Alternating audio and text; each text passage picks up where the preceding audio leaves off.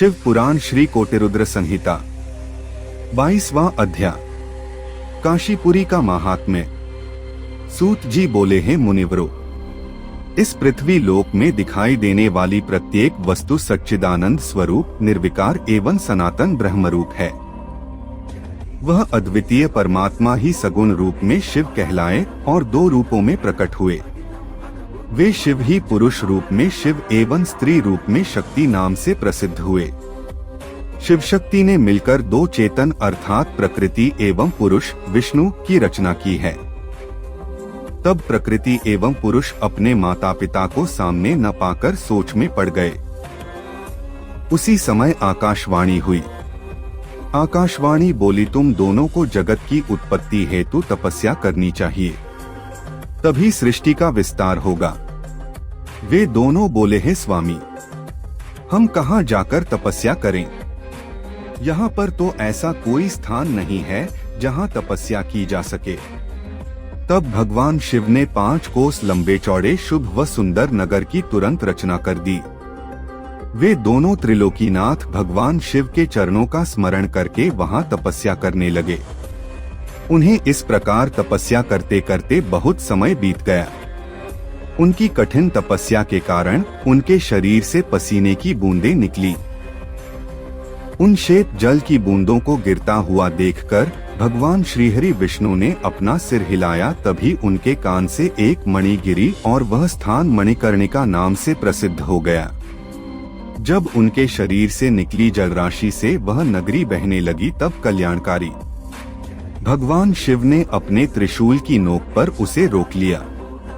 तपस्या में किए गए परिश्रम से थककर विष्णु तथा उनकी पत्नी प्रकृति वहीं उसी नगर में सो गए। तब शिवजी की प्रेरणा स्वरूप विष्णु जी की नाभि से कमल उत्पन्न हुआ। उसी कमल से ब्रह्मा जी उत्पन्न हुए। भगवान शिव की आज्ञा पाकर ब्रह्मा जी ने सृष्टि की रचना आरंभ कर दी। ब्रह्मा जी ने 50 करोड़ योजन लंबा और 50 करोड़ योजन चौड़ा ब्रह्मांड रच दिया। इसमें 14 अद्भुत लोकों का भी निर्माण ब्रह्मा जी ने किया। इस प्रकार जब सर्वेश्वर शिव की आज्ञा से ब्रह्मा जी द्वारा ब्रह्मांड का निर्माण हो गया, तब भक्तवत्सल भगवान शिव के मन में विचार आया कि इस संसार के सभी प्राणी तो कर्मपाश में बंधे रहेंगे। सांसारिक मोहमाया में पड़कर भला वे मुझे किस प्रकार पा सकेंगे? ऐसा सोचकर त्रिलोकीनाथ कल्याणकारी भगवान शिव ने अपने त्रिशूल से 5 कोस नगरी उतारकर ब्रह्मांड से अलग की। तत्पश्चात उसमें अपने अविमुक्ति ज्योतिर्लिंग की स्थापना कर दी। यही पंचकोसी, कल्याणदायिनी, ज्ञानदात्री एवं मोक्षदात्री नगरी काशी कहलाई। भगवान शिव ने इस नगरी में अपने ज्योतिर्लिंग की स्थापना करने के पश्चात इसे पुनः मृत्युलोक में त्रिशूल के माध्यम से जोड़ दिया। कहते हैं ब्रह्मा जी का एक दिन पूरा होने पर प्रलय आती है, परंतु इस काशी नगरी का नाश असंभव है, क्योंकि प्रलय के समय शिवजी इस काशी नगरी को अपने त्रिशूल पर धारण कर लेते हैं तथा सब शांत हो जाने पर काशी को पृथ्वी लोक से जोड़ देते हैं। इसलिए मुक्ति की कामना करने वालों को काशी जाना चाहिए।